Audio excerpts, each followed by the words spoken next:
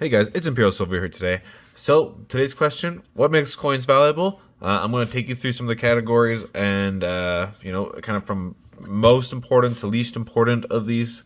And obviously, these are going to be like rough because some of them are going to change between coins for various reasons. But we'll jump right into it. The first thing that makes coins valuable is condition. So this is probably like my highest condition US coin. This is a US 5 cent shield. You can see it has these like really high detail still. It's like pretty shiny still for being 140 years old, 160 years almost actually. It's not 2000 anymore. Versus say a coin like this, Morgan dollar, that is incredibly worn, right? You can see it's lost some of its detail in the hair. The eagle here doesn't have the feathers. This is going to be the first thing. If I had two of these and I had worn one in this, the worn one would be 20 bucks.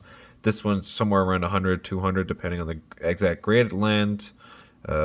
So that's like the first thing. If your coin's beat up and looks like it got tossed around a lot, that's gonna degrade from the value. Um, doesn't mean that beat up coins can't be expensive, which brings us to our next thing, which is rarity. So this is like amount the mint usually collected. So we have two coins here from the German Empire, two food marks. But if we flip them over, we have one from the Prussian state here, this is probably like maybe a $50 coin on a good day, we'll say. Good amount of metal here, fairly old.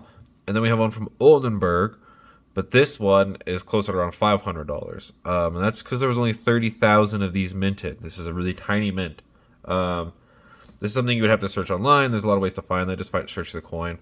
But yeah, like that's going to be a big thing. So this coin is 10 times more value than this one, simply because there just wasn't a lot of these made.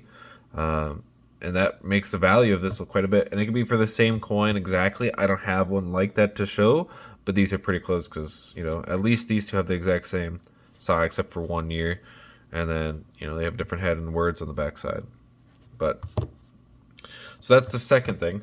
The third thing is age. And I'm going to take out some really old coins for this one. And I'm going to use ancients as a light descriptor here. And that basically is, these coins are all going to have like a certain value just because they're old.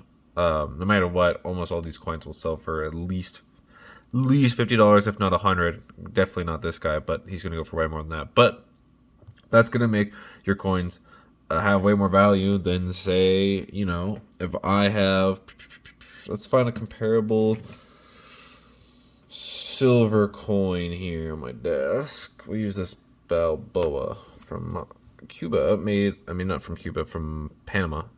And that's not focusing here. There we go. From 1962. Pretty nice little coin. Pretty similar in size to the denarius. Maybe a little thinner, but maybe a little wider. This coin is not nearly as worth this. Like, you'll never get the value out of this compared to this. This really is shining on the screen. Sorry, guys. So that's one thing. And this is a really extreme example. You can go back even like a little bit, right? Like I can grab like an older US coin from like 100 years ago, like a barber dime versus like a modern day diamond. It's gonna be worth more, even just if if they both had silver value, right? So that's like one thing. The older a coin is, the more likely it is to have a lot of value. The second thing is pretty obvious. It's metals. This can be pretty big when the coins don't really have other value, but I didn't make it my first one because that can be pretty easy. So here we have two coins, very similar in design, have different backs from the same country, the Philippines. Close in years, 1919 and 1917. This is made from a copper. This is made from a silver. This coin you might get $1 for if you were lucky. Oops, sorry.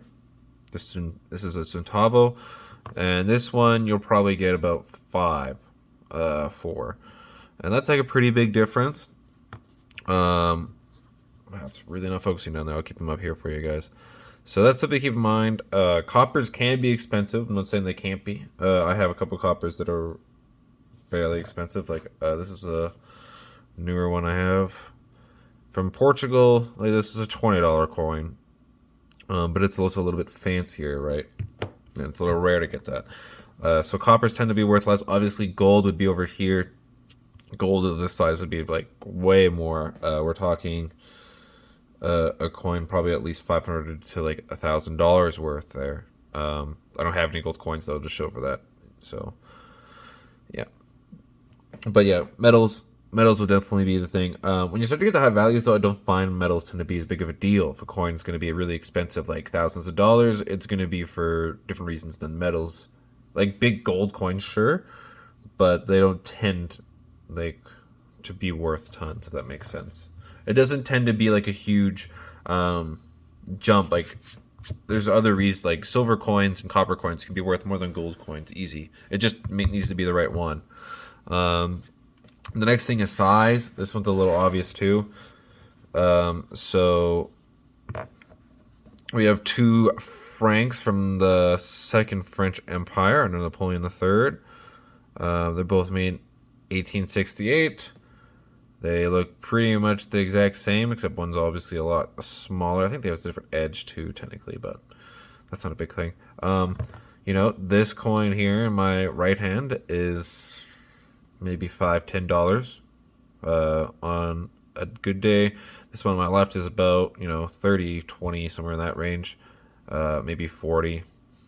And that's simply just because size. This has a lot more silver in it than this. So this is kind of like the metals. It's just kind of what it's made from. So that kind of determines the value. If this was gold versus gold, like this would be worth multitudes more. But it is worth multitudes more even in silver. In copper, it's not going to be as much. Usually big coppers are a little bit more. This is also likely due, same with the metals from earlier. This will kind of be a little description. Copper coins tend to be low market value kind of coins. And then smaller coins tend to be cheaper. Also, it's a little bit smaller denominations, and then big precious metal coins tend to be more expensive. So this is kind of like on the rarity spectrum. These type of coins tend to be made the most, then these. So inherently, these tend to be the most valuable. So that's something else you have to keep in mind, is that just because of the way monetary systems works, you need like millions of these, but you only need like maybe 1 million of these, right? So that also adds a bit to why these are a bit more than these. Kind of goes like this. Next thing is historical significance, and I have different franc from the other Napoleon for this one. This is Napoleon the First, the guy who conquered all of Europe for a good bit there. This coin is a little older. I'm not going to deny that, so that adds a little bit to it anyways. But this coin is worth much more than this just because it was from a historically significant figure. This coin is at least $100 compared to this, which will pretty much get 30, and that's pretty much it. And these aren't really all that much different. It's mostly just because Napoleon is historically significant, so people like to collect him. Therefore, it boosts the price. They can be really big and make things really expensive. I would lightly say my Ptolemaic coin is historically significant too. This was a general Alexander, and after the breakup of Alexander's empire, he took over Egypt, and so that's a bit of it also. And silver was a little rare in Egypt, so it's a little bit more important in that way. But this is a Porn Kingdom. This is like the great granddad of Cleopatra. Yes, that Cleopatra.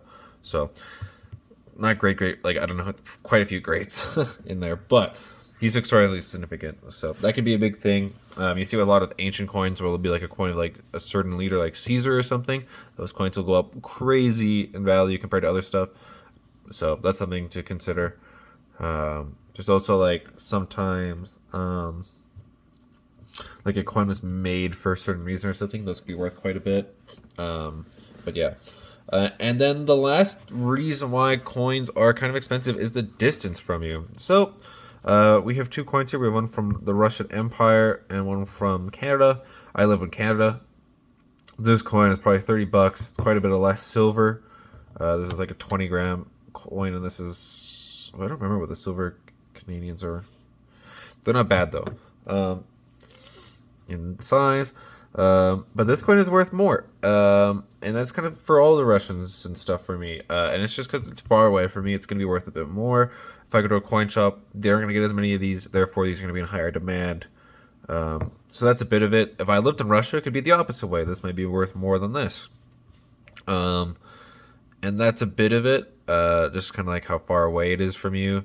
That can be a bit of a thing. Like far East Asian coins. So like these Japanese boos or shoe. I don't remember if this one's a boo or shoe right now. This is like a $50 coin. It says way less silver than these two, but it's also like, you know, a pretty far away country from me. So problem is like someone had to ship it over. It's going to cost a bit that way. So that's a bit of it. And that's pretty much all the reasons why coins get valuable or not valuable. You know, like you can do it off historical significance, size. You know, you have your metals here. You know, you have your age. So if you go like ancients or more modern, you have your mint rarities like these two here. You know, you got these bad boys. You know, 10 times the amount, or you have conditions, and you can get multiple of these to add up. You know, you can get a really rare coin with great condition that's historically significant. That's going to be like tens of thousands, probably, to be honest. You can see that with some like the older, or if it's like like some of the most expensive coins go in auctions, they'll be kind of like those conditions. Like they're the right age, they're not doesn't really need age. It's just like condition, rarity, and historical significance. Those are kind of like big hitters, you know. Those will be like the ones that'll take a coin to like those tens of thousands. If you're just trying to find out if your coins you have are valuable, some of the best resources to find that out are I really like to give Numista a lot of praise. I think they do a good job. So that's a good resource if you're kind of new to figuring out why like you're going through your coin collection. You know, you're just trying to see if you have some value. Maybe you're just trying to sell a couple coins. Always do some research before you go in to sell coins, because you don't want to sell a $500 coin for $50, you know, and you wouldn't be able to tell the difference between these two. So if you didn't know that, so yeah, just do your research, and yeah, that's generally going to be a good stopping point though. Oh, your coin's nice. Oh, your coin is old. It has like an old date on it, or it just looks old. You know the figure on it. Keep that in mind. And if you have any other suggestions in the comments for, you know, what makes a coin valuable or what to look out for in coins, maybe errors. I guess that's something else I could say. If your coin is like a weird mint, so maybe this is like 2 C's on here or something, that could be a problem. That's something a little harder to catch though. But that's something I guess like you could say. If you have something else in the comments that you think makes coins valuable, toss it down below. If you watch the end of this video, please like and subscribe. We just hit 200 subscribers. Thank you so much, guys. Really happy about that, and I want to get this channel even bigger. I'm planning to do something pretty big for 1,000. I'm still kind of working it out though. And yeah, until next time, guys, keep collecting.